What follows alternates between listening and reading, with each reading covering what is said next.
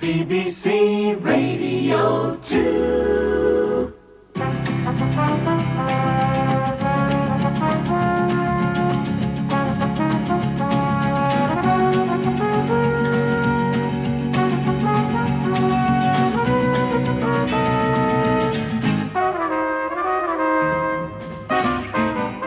How well do you know the law? You could find out by joining our panel of celebrities in the law game. Together with them, you'll hear dramatizations of 3 separate incidents that led the people concerned into court. See if you can guess who won each case and why. And here's the man who'll be judging how close you came to the right answer, your chairman, Shaw Taylor. Good evening. Well, the cases we have for you tonight are, as always, fictitious ones, but they are based on actual cases that were fought on the same points of law. Our resident repertory company will no doubt astound you with their versatile virtuosity as they act out each case until I call them to a halt with the bell. And at that point, I will be challenging the panel to tell me who won the case and for what legal reasons. They each have 50 points to bet on their decisions. Whatever their bet, I'll give them evens if they pick the winning side and odds of 2 to 1 if they give me the right reasons in law. To speed things up a bit, we might cut 1 or 2 corners on the strict legal procedure, of course, but all the relevant facts will be there. Our panel, 3 men, once again, locked together in the jury room since last week. And still entering a plea of not guilty are John Peel, Paddy O'Byrne and Rob Buckman.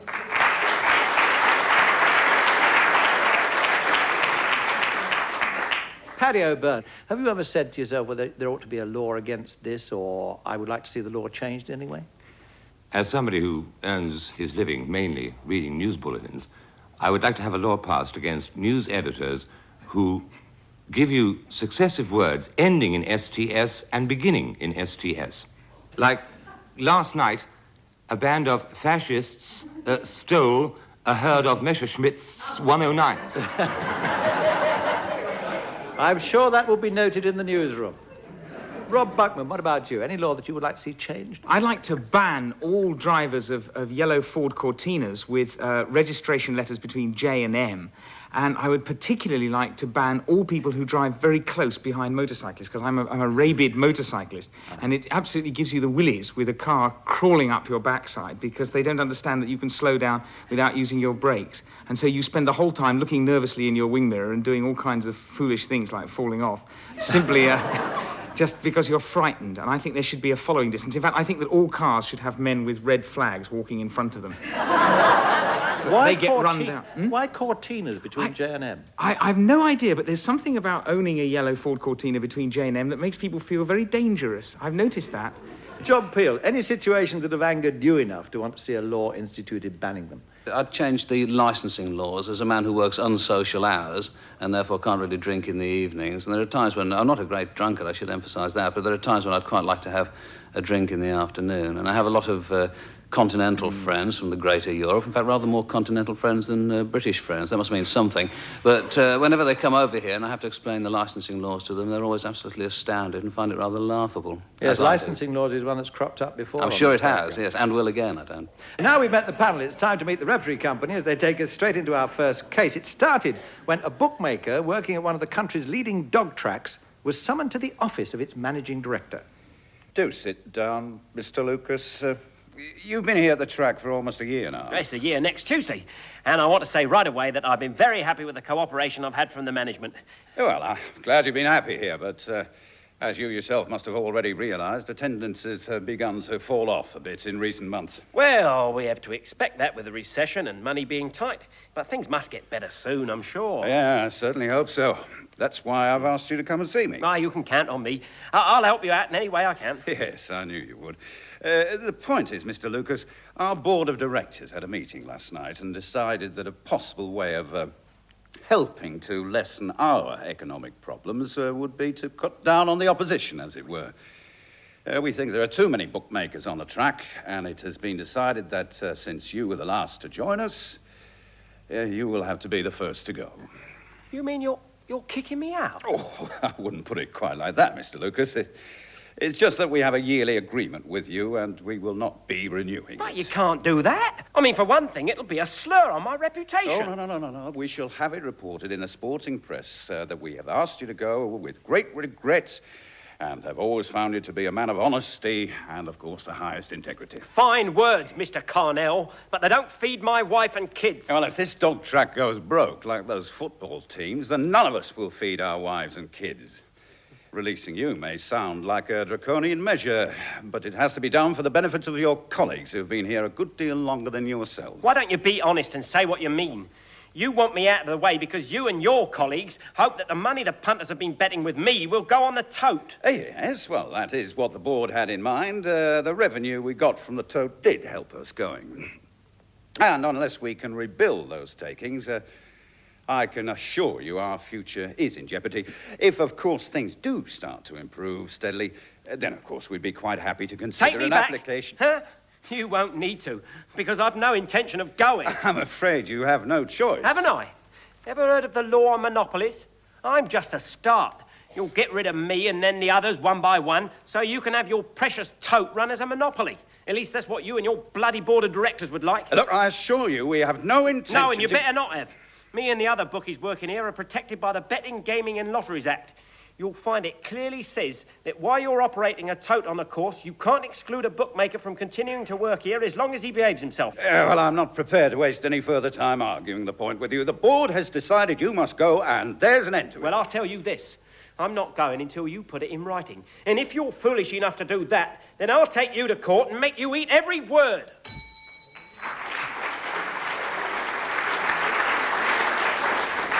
Now, Mr. Carnell did accept that challenge and he put it in writing. And Lucas carried out his threat to fight his dismissal in court. Did he win the case or did he not? Paddy O'Byrne. I don't know whether the banishment of a bookie, who after all is not there as of right, he's there as a licensee, a concessionaire, is entitled to invoke the monopoly's trade. If the entire bookmaker's profession were being banished so that the tote could hold the monopoly, then I think that would be a valid point. As it is, I think that our bookie friend has got to find himself another pitch. That he would lose? I would say so, yes. All right, fine. Now, Rob Buckman. It doesn't sound like a monopoly if there are lots of bookies hanging around the Dewberry, but being booted out by the bosses who have a sort of opposing thing sounds like intelligent business practice. In general terms, I would support the management.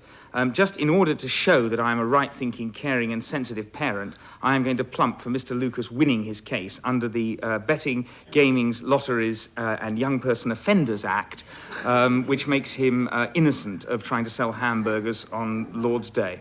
That is very... Talk about hedging your bets. Very impressive, Mr. Buckman. I turn to John Peel. I think Paddy's right in that this isn't something which would come under the heading of monopolies legislation. So I'd say that he probably lost, yes. You think he lost? Yes. All I have to do now is find out how many points you will bet. You've got 50 points each to start with. Paddy, you've got 50 points. How many would you like to bet that you are right, that Lucas lost? 25. Right. Rob, you have 50 points. How many will you bet that Lucas lost? I'm absolutely certain of my case. I'm going to bet 13. Oh, come on now. Be brave. Going mad, isn't he? John Peel, you're the odd man out here. Yes, I learned a valuable lesson last week when I lost all of my points in a do-or-die operation. I think I'll just go 20 again. You'll go 20. Fair enough. That, Rob, you're the one odd man out, aren't you? You quite like Mr. Lucas. Yeah, sounds bad, doesn't it? Yeah. Not necessarily. It could put your points up to 63. On the other hand, it pulled him down to 37 because he lost. Mr. Lucas lost his case. The court held that the owners of a dog track had the right to limit the number of bookmakers operating if they honestly believed that the economic viability of the course was threatened. They relied on the tote for that viability. In cutting down its competition, the number of bookmakers, they had acted fairly and in the interest of all concerned. So I didn't get the right legal reasons, but I will give the points out. Paddy, you get 25, takes you up to 75. John Peel, you stand at 70. Rob, you've still got 37 points to bet with as we go on to the next case, right? Second case, we go into court where a police constable is being sued for damages by a young lady that he arrested as she tried to run from a stolen car. Now, as we join the case, the counsel for the injured girl is questioning her. Miss Marchant, that's a very nasty scar you have on your right cheek. How many stitches did it need? I had 38 stitches altogether, 20 on my arm and 18 on my face. So, you are permanently marked. Because Constable Adams used such unnecessarily brutal force in attempting to arrest you. When he leapt at you from behind, did you make any attempt to struggle? None at all.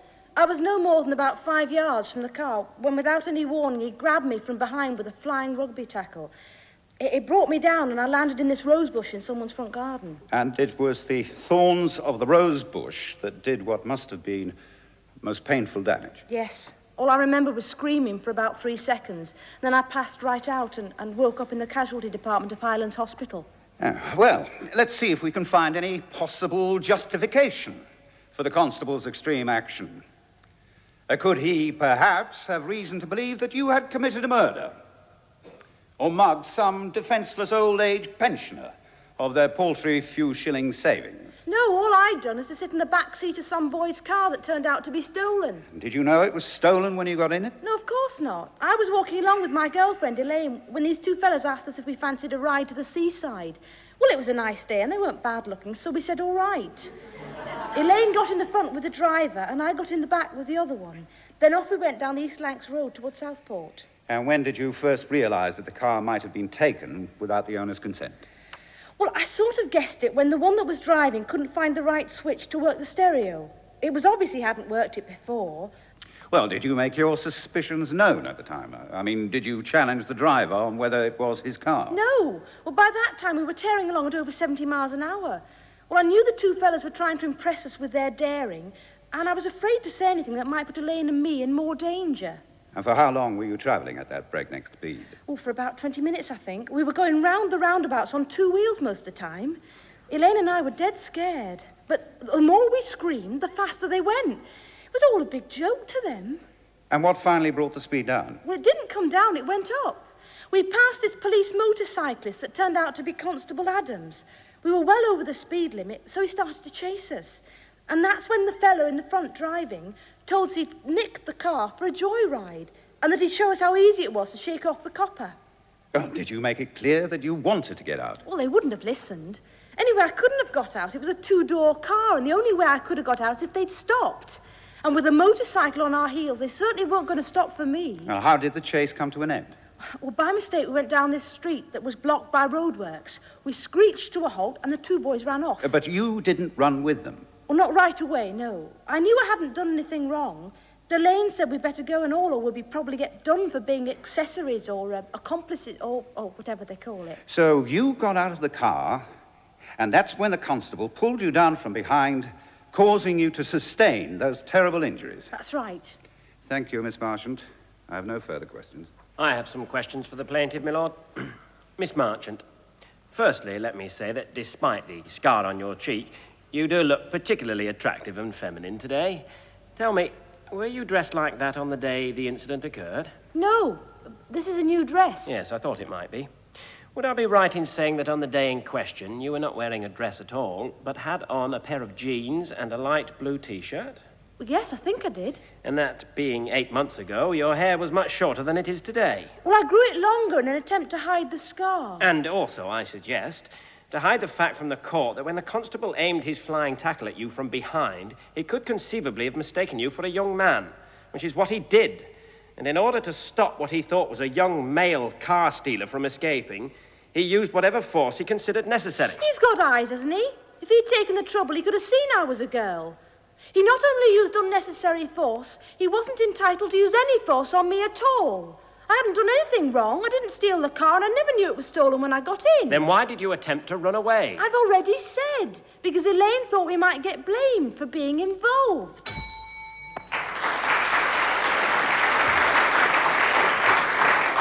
Well, that was the evidence that was heard in court panel. Could that constable be liable for damages, do you think, Rob Buckman? I think you're allowed, as a policeman, to use what you think is reasonable. And it seems to me that the policeman, if she really was wearing the blue T-shirt and jeans, might have been okay. And this was the kind of thing that goes down as misadventure or something like that. So I guess that my guess is that the policeman would have been all right in restraining her, providing she was wearing. I think there is actually a law allowing you to restrain anyone wearing jeans and a blue T-shirt. Okay. Which is why I always wear a white T-shirt. You know. So you fine for the policeman in this particular instance. Yes. Let me turn to John Peel. Who do you fine for, John? I would imagine, actually, basically, that the policeman got away with it because they do tend to anyway, and the defence that he thought the young woman was a young man, although very questionable. It's the kind of thing which I think guardians of law and order are likely to go along with. So I can't think of any strong legal point either way, to be perfectly honest with you. Except that they tend to. Yes. They tend to. Yes, that's not going to win me any points, I know. Paddy O'Byrne, what do you think? It seems to me that the only thing of which the constable might reasonably be held to be guilty of, in view of Miss Martian's reasons for joining this motor car with her friend Elaine, was restraint of trade. However, it seems to me totally irrelevant whether the recipient of the flying tackle from behind was male or female, or a front row forward, or a wing three-quarter. The gender or the position on the field of play seems to me totally irrelevant, and I don't think, honestly, that the amount of force employed was excessive in view of what looked to him like a dead certain nick. Right. And I say good luck to him. So you say good luck to him, you think the policeman gets away with it. All three of you say this. Now, Rob, let me come back to you. 37 points you've got. How many of those will you bet that you are right, that the policeman could not be sued for damages? 18. 18? Oh, it's only a game, isn't it? Well. John Monte Peel, Carlo here. you've got 70 points. How many will you bet? I think 30 this time. Go 30? for the 100. Yeah. All right, that will make Or you for around 40. 100 if you're right, or it'll take you down to 40 if you're wrong. Paddy O'Byrne, you have 75 points. How many will you bet? Well, I seemed to hit a winning streak last week with 25. I'll stay with that. You will? Yes. All right, fine.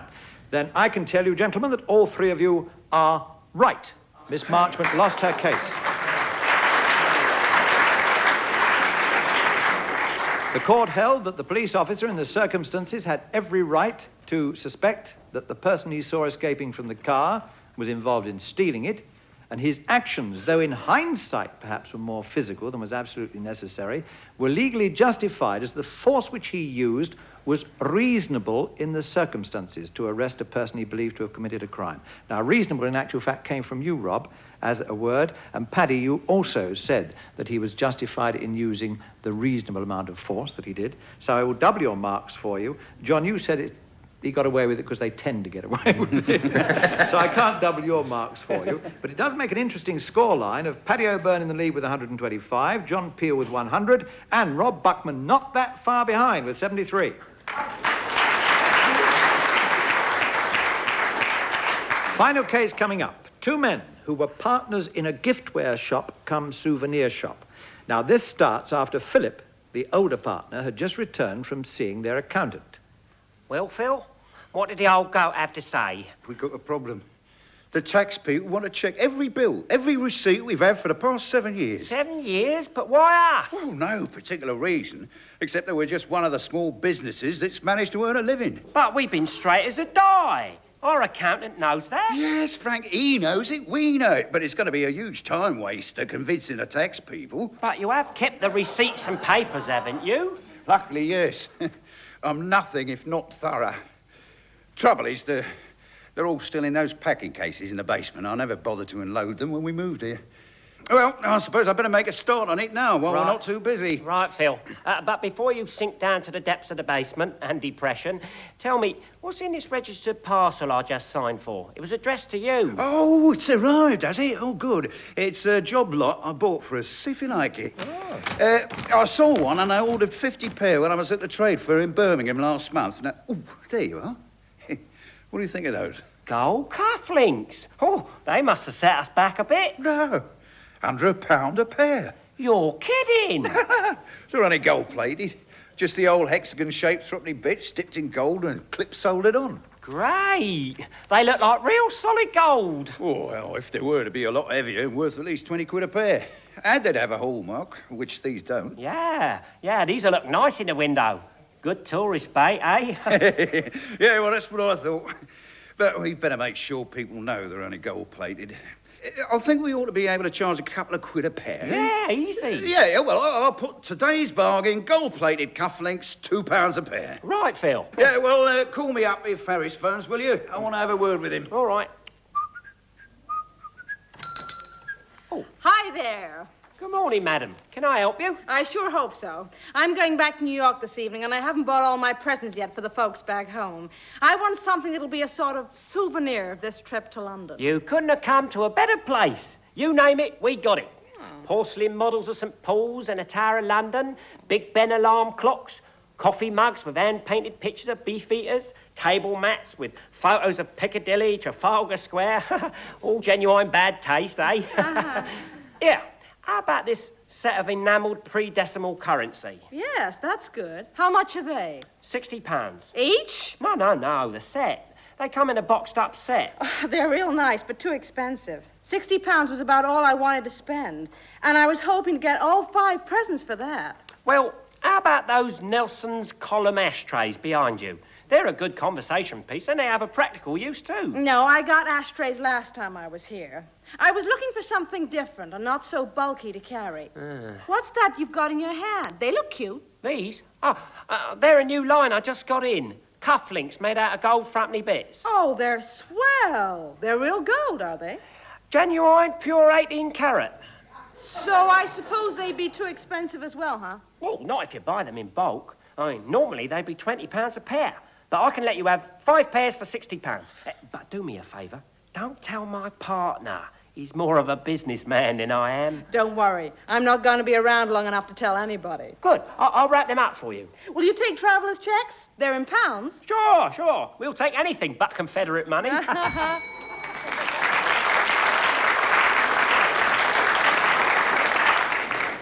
Now, panel, when that American lady got home, she very soon found out that she'd been sold gold-plated goods as being real gold. So she reported it, and both Phil and Frank were charged under the Trade Descriptions Act, and they were found guilty and fined.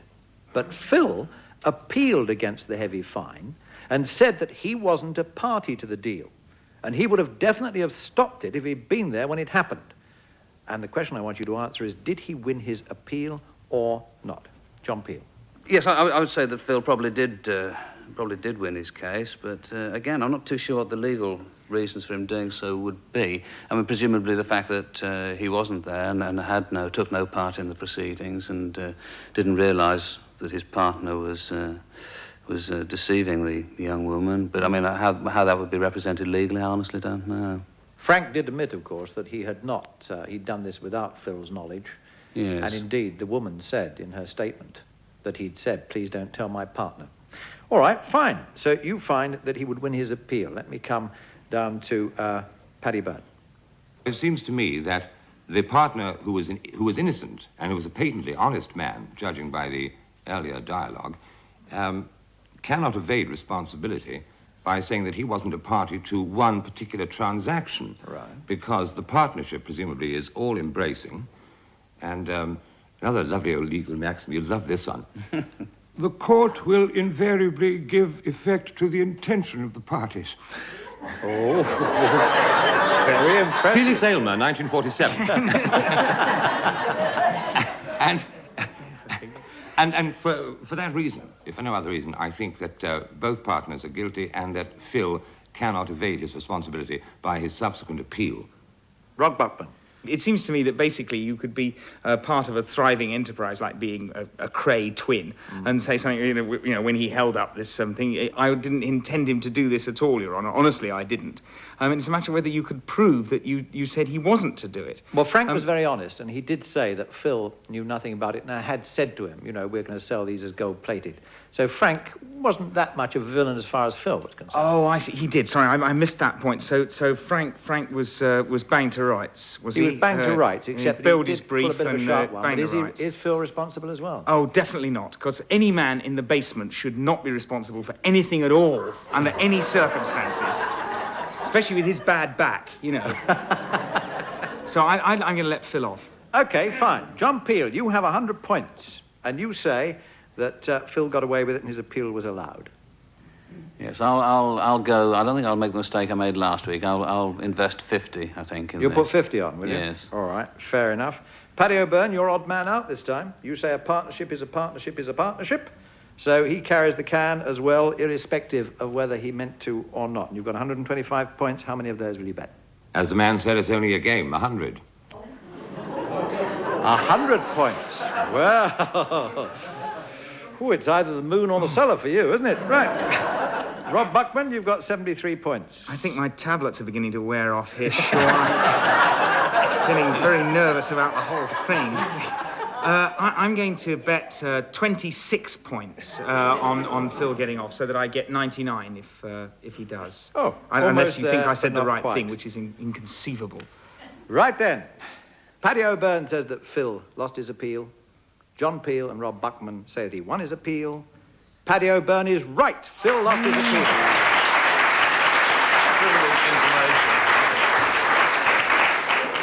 And his conviction stood, and it might be, Paddy, that you almost wrote this answer, because it says, partners carry on business jointly, they jointly supply the things which it is the business of the partnership to sell, and Phil was a joint partner, and therefore equally guilty of supplying the cufflinks to which a false trade description had been applied. Even though it was accepted, he would have been against the transaction had he known about it. So the scores at the end of that are: Rob Buckman, you have 21 points, so you weren't entirely disgraced. John Peel, you have 50 points, but with a magnificent 325. Our winner is Paddy O'Byrne. Well, that not only ends tonight's show, but very sadly, it's the end of the present series as well. Well, I'm sure it won't be too long before we're back with another series of the Law Game, but until then, let me just say goodbye on behalf of tonight's panel of Paddy O'Byrne, John Peel and Rob Buckman, our Law Game Repertory Company of Vincent Brimble, James Kerry and Wendy Murray, deviser and writer Brad Ashton, legal advisor Doug Cracknell, producer Jan Ravens, and finally from me, Shaw Taylor. Goodbye for now. Bye.